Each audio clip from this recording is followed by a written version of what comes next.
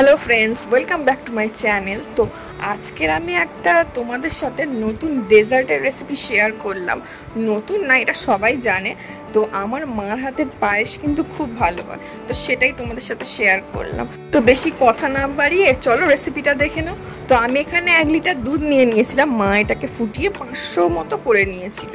আর তাতে একটু এলাচ ভালো করে ফাটিয়ে দিয়ে দেবো। এলাচের গন্ধ যদি কারোর ভালো না লাগতে পারে তাহলে নাও দিতে পারো, স্কিপ করতে পারো। আর তারপরে একটা কড়াইতে কিছুটা ঘি নিয়ে নেবো। আমি এখানে কম ঘি ইউজ করেছি, কারণ আমি ঘিয়ের ফ্লেভারটা খুব একটা পছন্দ করি না। মানে আমি পছন্দ করি না, আমি বাটার প্রেফার করি খুব। তো মা ওই জন্য আমার জন্য কম ঘিতে ভেজে দেয়। তো এখানে আমি ঘি দিয়ে ফেলেছি। ঘিটা অলরেডি মেল্ট হতে শুরু করেছে, গরম হতে শুরু করেছে, যার কারণে তো তাতে এবারে আমি সিমাইগুলো ভেজে নেব। আমি এখানে খুব যে মিহি সিমাই সেগুলো ইউজ করি, মানে এটা পিস্তানোর সিমাই ছিল। তোমরা চাইলে যে কোনো ব্র্যান্ডের সিমাই ইউজ করতে পারো। একটু সিমাইগুলো মিহি হলে না সেটা টেস্টটা খুব ভালো। এই সিমাইটা না খুব ফ্রেশ হয় এবং মিহি হয়। তোমরা চাইলে যে কোনো ব্র্যান্ডের সিমাই ইউজ করতে পারো। আমি মোটেই এখানে আমি ব্র্যান্ডের কোনো প্রমোশন করছি না, এটা আমি ইউজ করি তাই তোমাদের বললাম।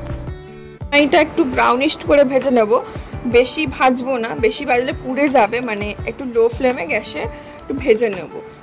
এবার ভাজা হয়ে গেলে তুলে নিয়ে ঠান্ডা করার জন্য সিমাইটা রেখে দেবো।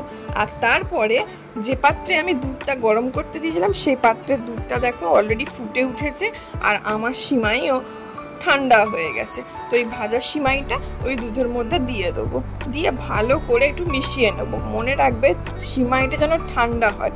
ঠান্ডা না থাকলে সিমাই গরম অবস্থায় দিলে দুধটা কিন্তু কেটে যেতে পারে।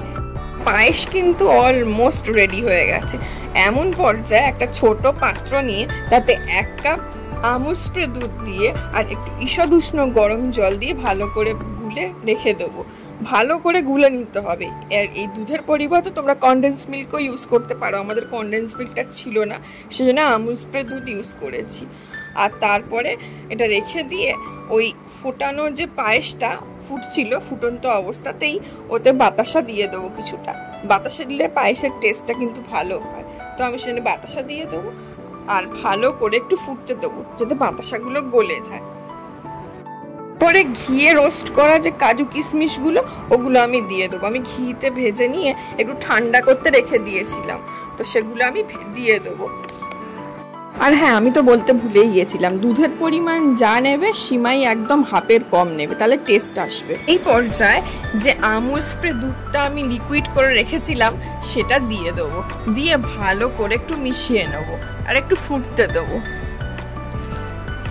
হ্যাঁ, আমি একটু হাফ টিস্পুন মতো নুন দিয়ে দিয়েছিলাম। তোমরা ভাবতেই পারো নুন পায়েসে বা নুন দিলে টেস্টটা ব্যালেন্সে আসে, সেজন্য নুন দিয়েছিলাম।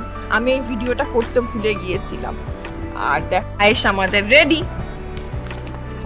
এটা তো ছিল সিমাইয়ের পায়েস। তোমরা চাইলে চালের পায়েসের রেসিপিটাও আমি শেয়ার করবো, তোমরা প্লিজ কমেন্ট করে জানিও। অবশ্যই বাড়িতে একবার ট্রাই করো। And if you like my video, so please do like, comment, share, subscribe to my channel and press the bell icon to get more notification and update also. Thank you.